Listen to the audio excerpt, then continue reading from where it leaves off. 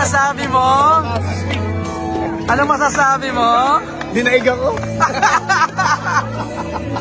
What can you say? Sobrang ganda. Sabi ko nga, ito action. Kumbaga, nakakamiss. Siyempre, thank you sa Topa kasi at least meron sa December 25, meron kang mga lalaki, sa mga barakong-barako, may pelikula silang aabangan talagang kung gusto nila ng hard action. Para sa akin nga, like upgrade, para siya pang international na talaga. Nakaka-proud kay Direk Richard Somes, kay Arjo, kay Julia, kay Rosita Bukas. Ang galing-galing, napakaganda ng pelikula. 1 to 10, 1 to 100. 1 million! Naging usap-usapan ang reaksyon ni Coco Martin habang pinapanood ang pelikulang Tupac na pinagbibidahan ng kanyang kasintahan na si Julia Montes at ni Congressman Arjo Atayde. Ayon sa mga nakasaksi, napapaigtad ang primetime king sa tuwing may eksenang binubugbog si Julia, ngunit kapansin-pansin ang kanyang labis na pagmamalaki para sa aktres. Ginanap ang celebrity screening ng Tupac, entry ng Nathan Studios, para sa 50th Metro Manila Film Festival sa Gateway Cinema 11.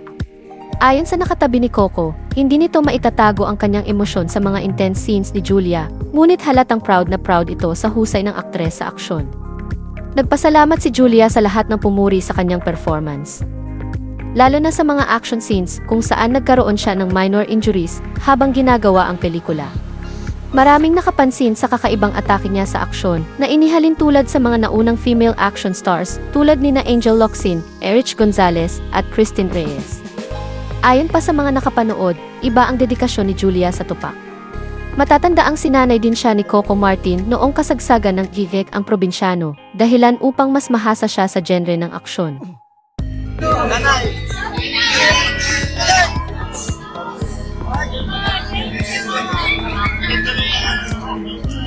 Nakakatuwa kasi in-upgrade talaga nila. Talagang sabi ko nga, para siya pang international. Kaya supportahan natin ang Topac sa December 25 yan. Damay-damay na. Anong masasabi mo? Anong masasabi mo? Dinaig ako. What can you say? Sobrang ganda. Sabi ko nga, ito action. Kumbaga, nakakamiss.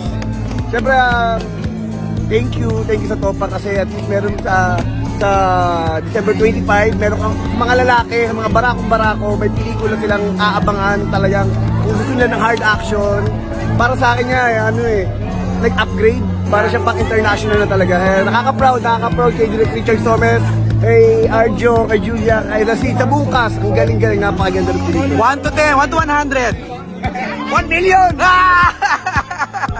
Isa akong tuwan-tuwa na talagang natouch ako, sinabi ni Kuya OG Diaz. Sabi niya, alam mo ko, saan ako natuwa sa product nyo? Kasi pinanonood kita nung nag-TikTok live kasi hindi ka lang nagbebenta, hindi nyo hinahain lang yung produkto nyo. Nagbibigay kayo ng negosyo para sa mga tao, ng hanap buhay. Yung pakiramdam ba na nagets nila yung purpose o layunin ng Bida Dishwashing Liquid. Kaya sabi ko nga, thank you. Ang sarap sa pakiramdam na yung lahat ng mga taong nakatrabaho ko, lahat ng mga tao sa industriya, yung pagmamahal at support ang binigay nila sa akin. Sobra-sobra sa akin yun. Ang sarap lang sa pakiramdam na parang ma-appreciate ka nila at naramdaman ko yung tulong na ginawa nila sa'yo, sa akin, nung pagkakataong yun. Iba pala yun kapag yung sila na yung kinailangan mo ng tulong. Maraming salamat po talaga sa lahat ng mga taong sumuporta at nagmahal sa akin, sa lahat ng mga fans ko, sa lahat ng mga kaibigan ko sa industriya, pamilya ko, sa lahat ng mga taong nagmamahal. Maraming salamat po. At gusto ko lang samantalayin yung pagkakataong ito na sana po suportahan niyo ulit kami sa 12/12 naman. Maraming po kaming mga malalaking discounts na ibibigay, di ba, mga promos. So this Christmas po, 12/12, huwag niyo pong kakalimutan supportahan syempre ang Bida. Sana po maging bida rin po sila sa inyong bahay.